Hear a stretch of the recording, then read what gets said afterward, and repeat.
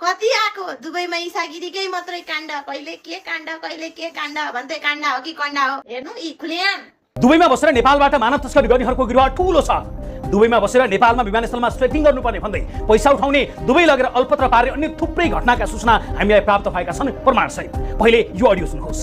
पाउनुला मलाई अर्को टिकट पठाउँछ त्यसले, त्यसको सेटिङ गर्ने मान्छे उता गएको छ अरे। अनि मैले अब एकदम टेन्सन नभइकन अरू मान्छेको भरमा भरे होइन। अब यसले चाहिँ आनन्दले उडाउँछ, टेन्सनहरू हुँदैन। भोलि 2 दिन ढिलो साट टिकट अलिक पछाडि साट, तर त्यहीसँग गर भनेको छु। बिर्तामोडका समीर रिजालका बाबुको निधन भएको भर्खर 5 महिना पुगेको थियो।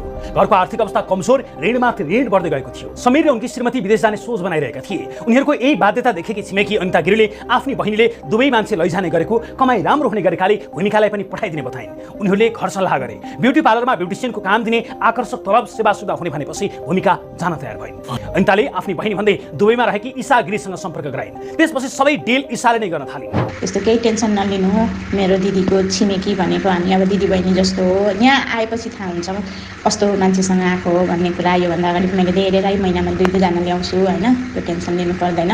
अब भोलिदेखि यहाँ सबै थोक फुल छ। त्यही भएर अब अर्को बहिनीको भिजा आइसकेको छ। अस्ति उडाउनु पर्ने मान्छे मैले तपाईँसँग साथी हुन्छ भनेर होल्ड गराएको छु।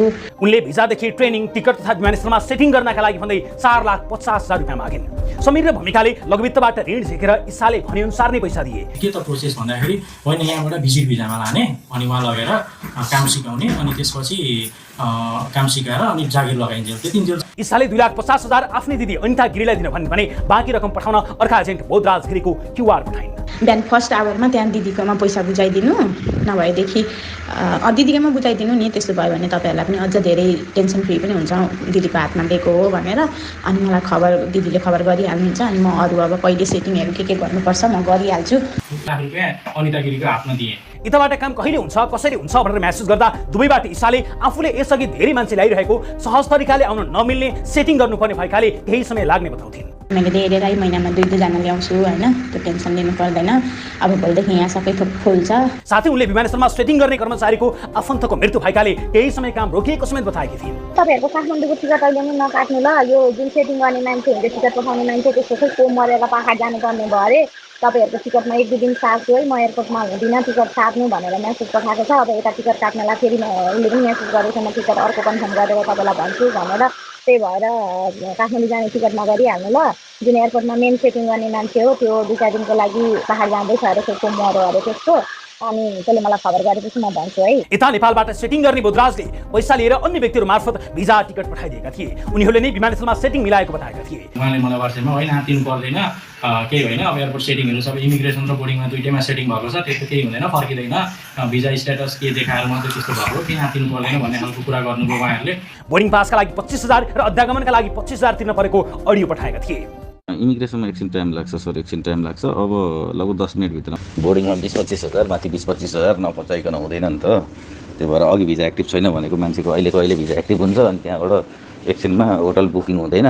त्यही हो सर, यस्तै खेलै यस्तै हो। भिजा र सबै प्रक्रिया सकेपछि भूमिका विमानस्थल पुगिन्। विमानस्थलमा भूमिकालाई अध्यागमनले रोकेपछि मेसेज गर्दा उनीहरूले 10 मिनटमा काम हुन्छ, नातिनुस्, पैसा पचाउनका लागि अलिकति औपचारिकता पुरा गरेका हुन् भन्ने जवाब पठाउँथे। यो अडियो सुन्नुहोस्। इमिग्रेसनमा एकछिन टाइम लाग्छ सर, एकछिन टाइम लाग्छ। अब लगभग 10 मिनटभित्रमा पाइसक्नुहुन्छ डकुमेन्ट, पुरा भइसक्यो भित्रको मान्छेसँग। त्यो प्रावधान पुरा गर्नैलाई पनि अब प्रावधान जागिर सबैले खानै पर्यो सर। हेर्नुहोस् होइन, 2 पैसा सबैले कमाउन खोज्नै पर्यो, के गर्ने, यस्तै हो कि। अब 10 मिनटभित्रमा पाइसक्नुहुन्छ डकुमेन्ट।